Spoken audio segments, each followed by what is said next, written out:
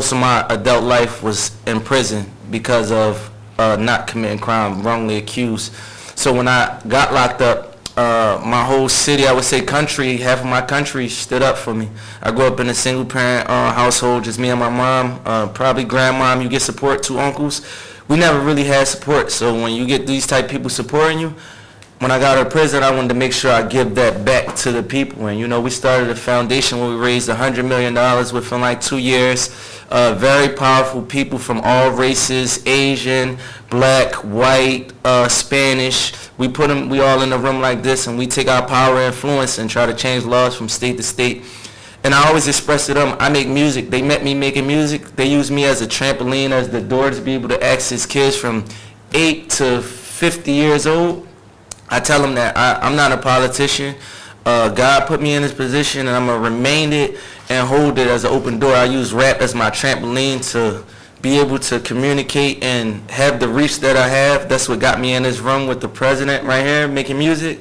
So I use that as my door to keep activating things. And making it to Ghana is a dream of mine, to always be able to come back here and do anything. I don't know what to tell you that you would like or love, but anything that builds, anything that connects the bridge to the young black people where we come from, because we don't know about this. American officials don't really talk to us like that, and just being invited here, I was willing to stay here all day just to meet some black, strong people that really come from where we come from. So I appreciate you and thank you for having us today.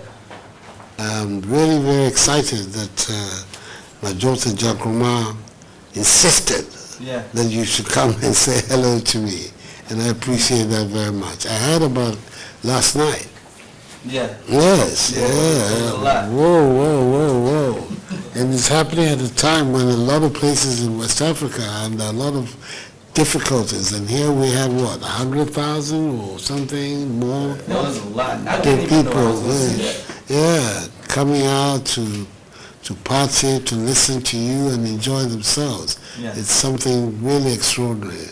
We have to thank you for that. Make the best of it by reforging the link and leveraging our mutual strengths of each other and for each other, so that we can elevate the position of black people in the world. Here and over there in the Americas as well. It's a very important development for both of us. I'm very keen on it, and we're doing a lot of talking around the world to make sure that there's a clear understanding on all our parts of how very, very, very important it is for our future that we connect, and everything that is built around that to grow.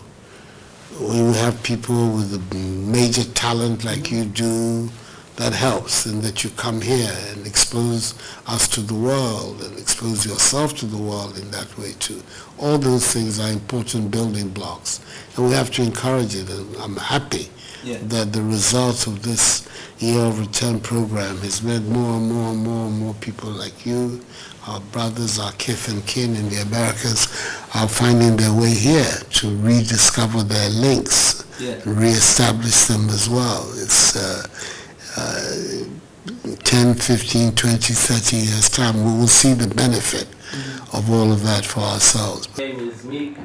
Rap probably about my 3rd string power, you know, is what I started off with, but you know, I do perform now. Start with that because that's the most important thing I think I should say to you right now at this moment.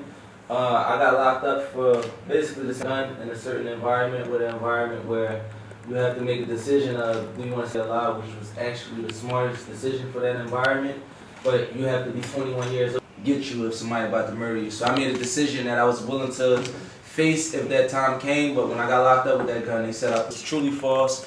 I always, at that age, I was 18 years old, I had $18 in my pocket. I had 2 bags of marijuana in my pocket. I never really believed in selling crack. And my friends really started hanging out with each other, and I got to know him. I scaled him because I don't know any powerful, successful white men. I never had. I asked him one day, because I knew he was extremely powerful from me viewing him, and I asked him, I said, could you come to court with me? He came in the back and told me that he wouldn't leave me back there. He swore to get these type of people supporting you. When I got out of prison, I wanted to make sure I give that back to the people. Difficulties, and he only had, what, 100,000 or something around the world to make sure that there's a I understand. To meet with you. It's good. Me too. Yeah.